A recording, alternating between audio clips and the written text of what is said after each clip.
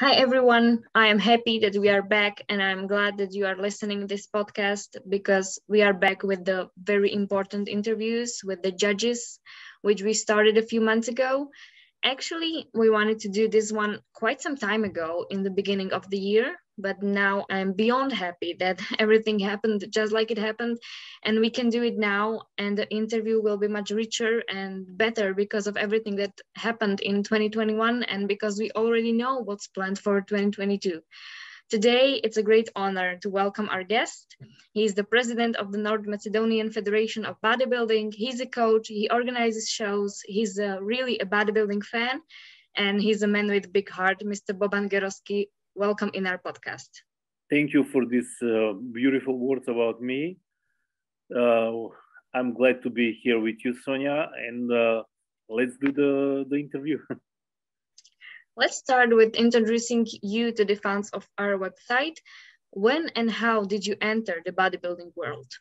Okay. When I was a little, my older brother brought home a pair of one-handed weights, dumbbells, an expander book book in Hercules magazine. So that's how it all started. He later took me to the cinema where I watched Conan the Barbarian movie with Arnold Schwarzenegger, and there was no going back after this movie. So I became a part of this iron sport. Why did you choose to become a judge? What was the journey to this decision? Once you have finished your competitive career, which lasted only when I was junior, the only way to stay in the sport is to become a coach or a judge. I choose both options.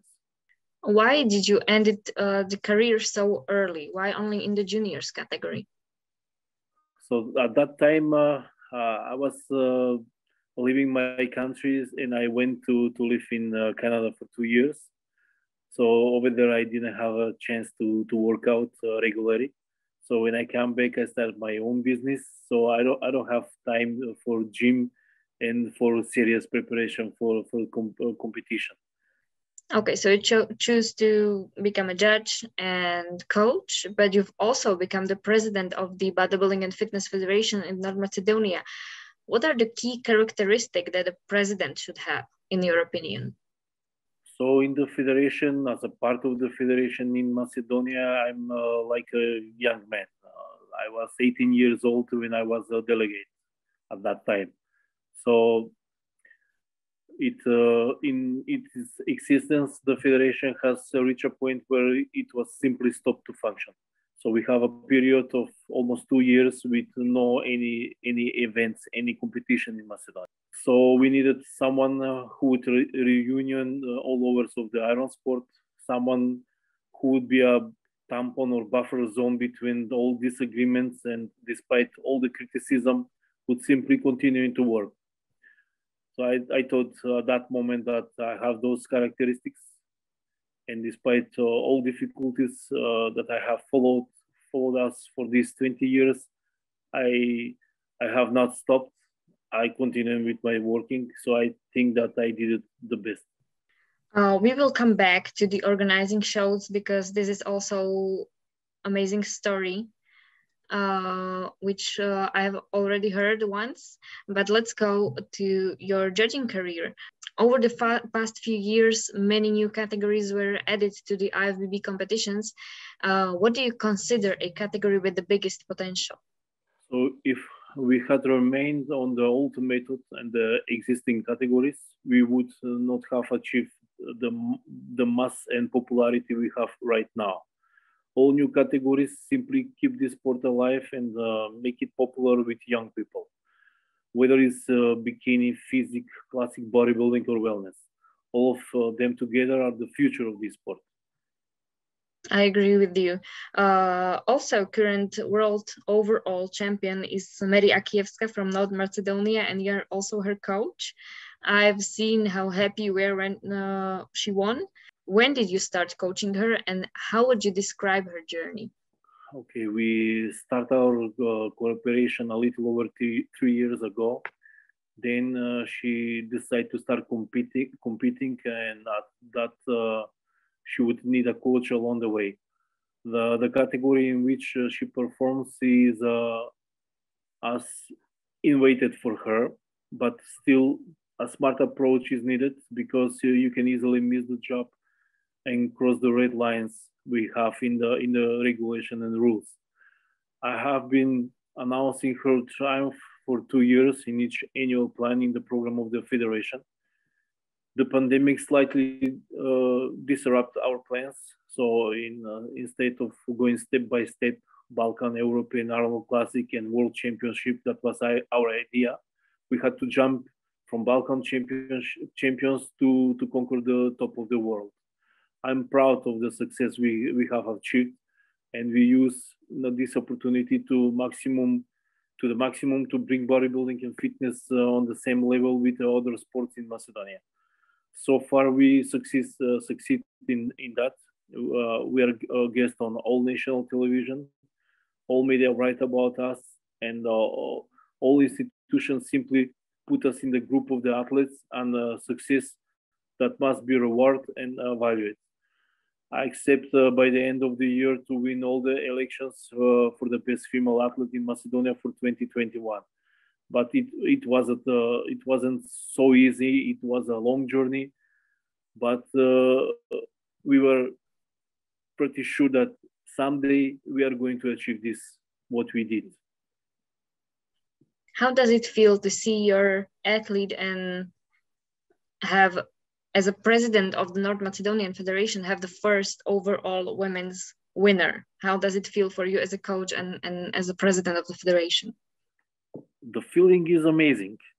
So being there, winning everything in the wellness category, it's something unbelievable. So we were prepared for the juniors for sure that we are going to win the category.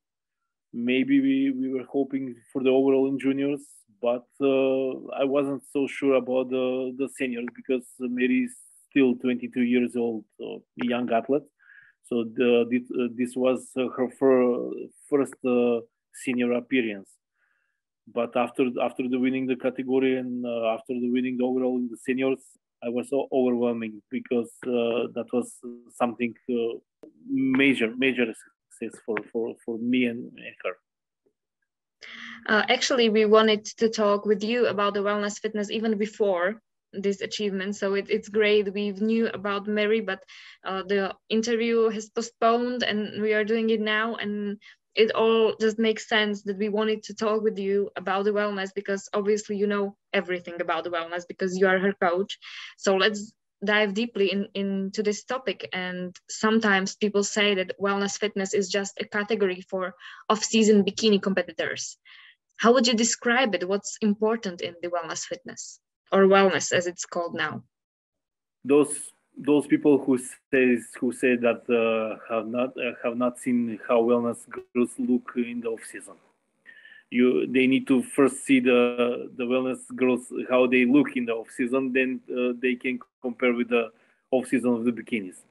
Bikini contestants, even in the off season, must not look like a wellness contestants. So it's about two completely different categories. In one, for example, bikini category requires a balanced physique between the upper and the lower body, two equal halves. While in the wellness, the lower part of the girls need to be at least 50% stronger than the upper part of the body, which means that these girls have at least 50% bigger legs and gluteus than bikini girls. Not to mention that sometimes this percentage is much higher. Yes, and we've seen some changes in the posing this year. Is posing really that important when it comes to judging? For example, when you judge, For sure, posing is a very important part of the competition. Posing can help you win the competition or lose it. No matter in which category you're competing, posing is a very important tool and the only one to show your good sides in the front of the judges and hide any possible bad parts. It is also one of the mistakes that competitors make. What do you think is the biggest mistake that wellness competitors do in general? The biggest mistake is not knowing the rules that are required.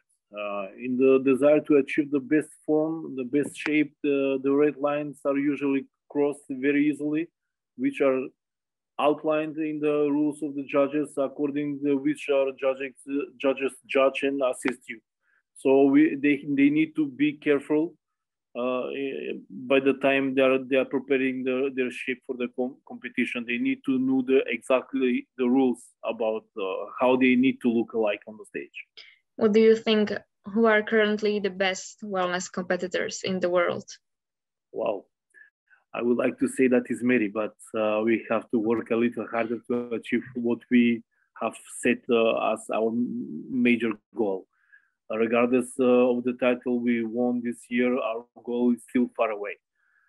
There are quite a few girls with a great potential out there, like Lara Santini and Anna Maria Medak from Croatia, for example, and also the Russian girls like Elena Sandevskaya and Arina Mikhailova. Is your goal to move to the Elite Pro with Meri? Not yet. She's very young. She's only 22. Next year is also junior year for her. So for sure that she is going to stay in the amateur level for a few more years because we didn't reach the potential as an amateur competitor. I agree. Do you think that there are ways to popularize wellness more? What should the fitness world do to support wellness category? Oh, so I agree with you. We have to give a chance to these girls and these categories because the wellness is going to be a very popular category, same like bikini. We need time to improve this, but I'm sure that we are going to have the same numbers of athletes like in the BikiniFitness. We are going to have the same numbers of athletes in the wellness fitness also. Let's get back to the organizing fitness competitions because it's never easy, but it's a wonderful job and we all should be thankful for what you do.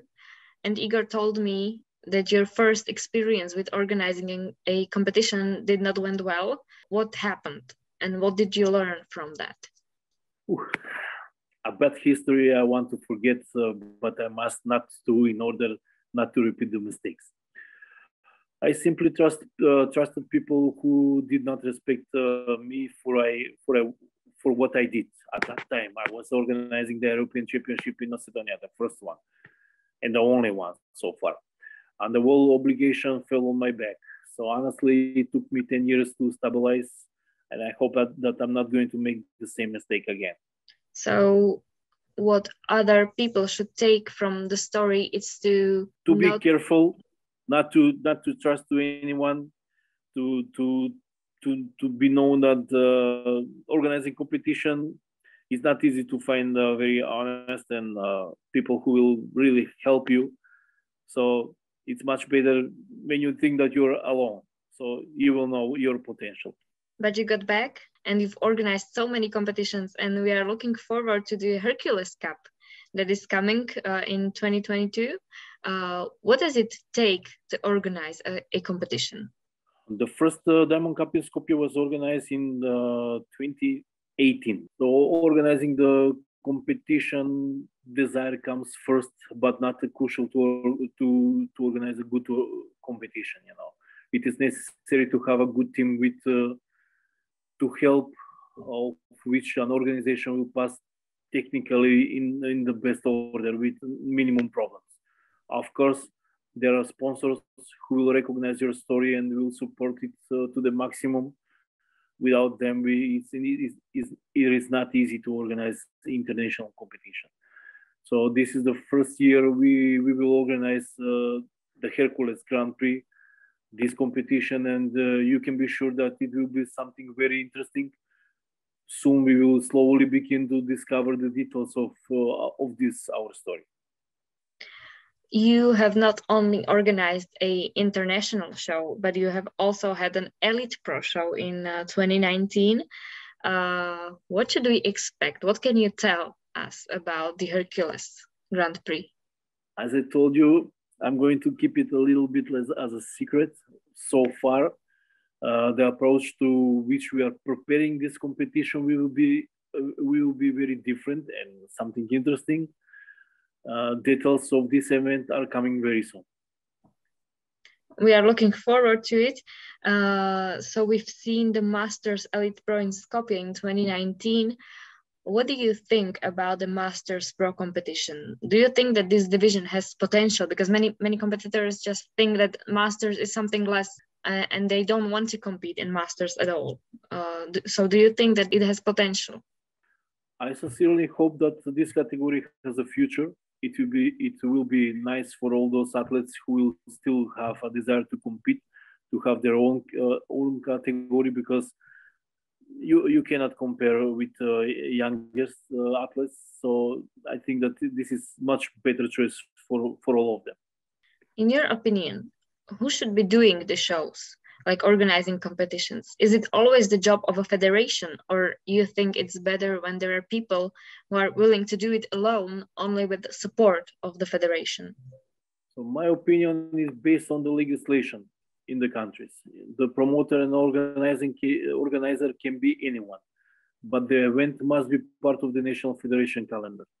The event must be judged by an authorized international judges, delegated by the IFBB in cooperation with the national federation. So anyone can be promoter and organizer, but they need to have a cooperation with the national federation. This is my opinion. Of course. How did the North Macedonian Federation dealt with the pandemic in 2020 and 2021? Did you manage to organize some shows? It was not easy at all, because we have to face with closing the gyms. But however, I am proud that we have fully maintained the national competition system.